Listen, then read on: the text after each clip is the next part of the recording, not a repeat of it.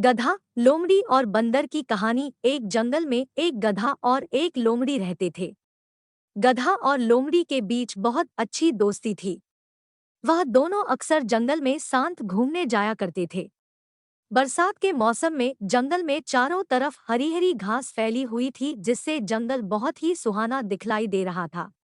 आसमान में नीलिमा छाई हुई थी और आसमान बहुत सुंदर दिखलाई दे रहा था। गधे से बोली, गर्मियों के दिनों में जंगल कितना सूखा पड़ा था और अब देखो हरी भरी घास के कारण जंगल कितना सुंदर दिखाई दे रहा है।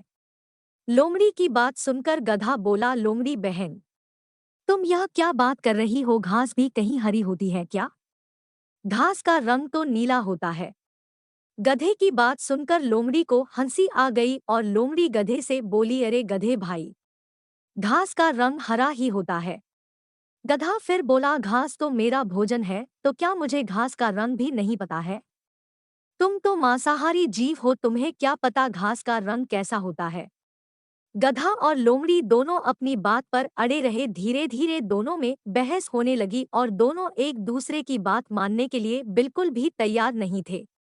दोनों को ही लग रहा था वही सही है और वह ही दूसरे से ज्यादा बुद्धिमान है।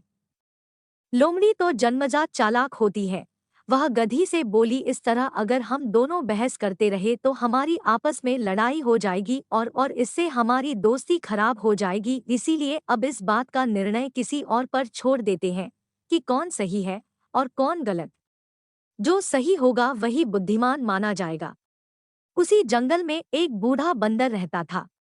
बंदर बहुत ही होशियार और बुद्धिमान था। जंगल के सारे जानवर अपने आपसी विवाद सुलझाने के लिए उसी बंदर के पास जाया करते थे। गधा और लोमड़ी दोनों ने निर्णय लिया कि इस बात का फैसला बंदर पर ही छोड़ देते हैं कि कौन सही है और कौन गलत। लोमड़ी मन ही मन बहुत खुश हो रही थी, क्योंकि वह जानती थी कि घास का रंग तो हरा ही होता है, इसीलिए निर्णय उसी के पक्ष में आएगा। गधा और लोमड़ी दोनों मिलकर बूढ़े बंदर के पास गए और उसे सारी बात बतलाई। लोमड़ी बंदर से बोली, बंदर भाई, आप जो भी निर्णय लेंगे उसे हम दोनों सहर्ष स्वीकार करेंगे।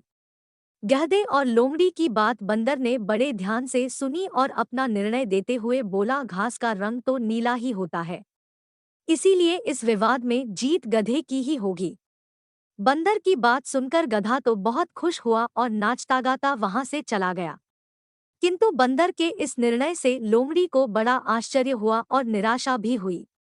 गधे के जाते ही लोमड़ी बंदर से बोली, यह तो आप भी जानते हैं कि घास का रंग तो हरा ही होता है, फिर आपने गधे को विजयी घोषित क्यों किया? बूढ़ा बंदर बोला, यह सत्य है कि घास का रंग हरा ही होता है, किंतु तुम तो एक बुद्धिमान प्राणी माने जाते हो और बुद्धिमान होकर एक मूर्ख गधे से वाद विवाद कर रहे हो, इसीलिए बुद्धिमानी के तराजू पर तुम फेल हो जाते हो। लोमड़ी को भी सारी बात समझ में आ गई और वह अपना सा मुंह लेकर वहां से चली गई।